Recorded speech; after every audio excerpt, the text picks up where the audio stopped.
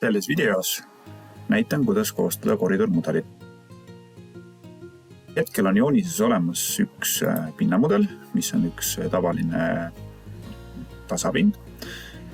Ja on olemas joonises telg koos sellele rakendatud pikiprofiiliga, mida leiate joonisest. Selleks, et koridormudelit teha, on tarvis siis lisaks teljele ja pikiprofiilile ristlõiget. Ristlõiget nimetatakse civilis assembly'ks. Ja annan hetkel nimeks siis full cross-section või siis eesti keeles ristlõige kas siis ühepoolse kaldega või kahepoolse kaldega, kuidas parasjagu vaja teha on.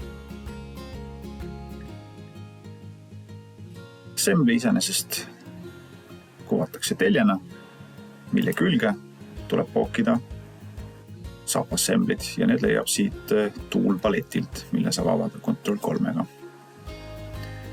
Toolpalet jaguneb alameatusteks ning eritud näiteks Civil 3D Metric SAP-assemblis, kust leiate siis taaskord alameatused ja mille pealt on võimalik kokku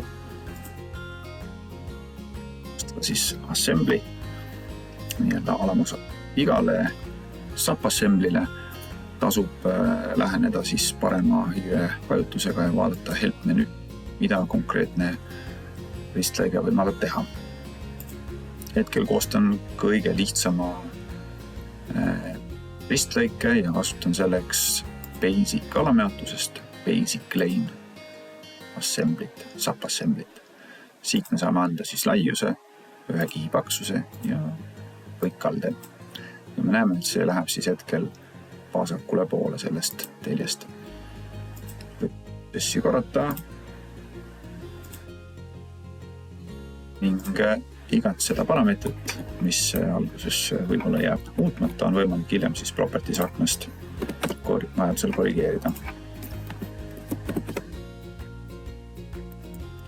Selleks, et ristlõige nüüd ümbritseva maapinnaga kokku läheks, tuleb lisada siis SAP-assemblide valikutest ka näiteks daylight funktsioon, mis siis võimaldab keerukamaid ühendamisi, aga ühed lihtsamad on leitavad generic alameatusest ja siit saab valida siis link slope to surface, mis siis viib ristlõike kokku pinnamudeliga.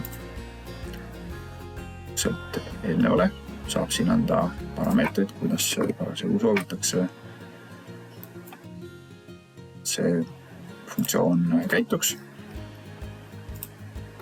näiteks 50%-ga ning SAP-assemblit tuleks omavahel ühendada siis nendest punktidest ehk ristlõikil olevatest koodidest.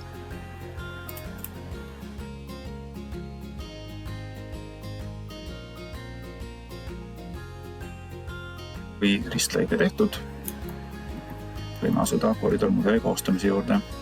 Valime koridormudel. 2025 aastast on see dialoogaken veidi teistsugune.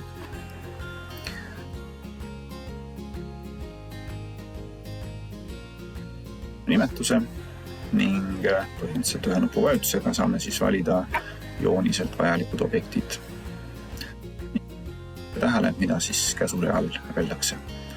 Alustame siis kõigepealt telje valimisest. Kui telg on valitud, siis küsitakse profiili ning seda vajutades enterit saate valida ristlõike. Ristlõiket valides kasutage seda telge ehk siis assemblit. Taaskord on võimalik kogu valitud ja ristlõiked ja pikiprofiilid siin ümber vaadata ning siduda siis ristlõige konkreetselt joonises oleva pinnamudeliga. Seejärel, kui soovite parameetrit täpsustada, saab siit valida set baseline breaking parameters.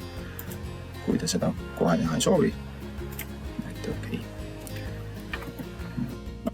Esimese koridormudeli mida me saame siis hakata juba täiendama. Koridormudel tähendab siis veel kord seda, et ristlõige, pikiprofiil ja telg pannakse omavahel kokku ning tekib selline mudel, millest me saame siis hakata arutama mahtusid, koostama erinevaid pinnamudeleid. Ja kui siit lähemalt vaadata, siis on näha, et sinised alad neid nimetatakse siis ristlõikega shape'ideks, hulgapunkte ja selliseid punkte siis nimetatakse koodideks, mille alusel tekivad piki telge jooned. Jooned, mis siin on, neid nimetatakse linkideks, aga sellest juba pikemalt koolitusel.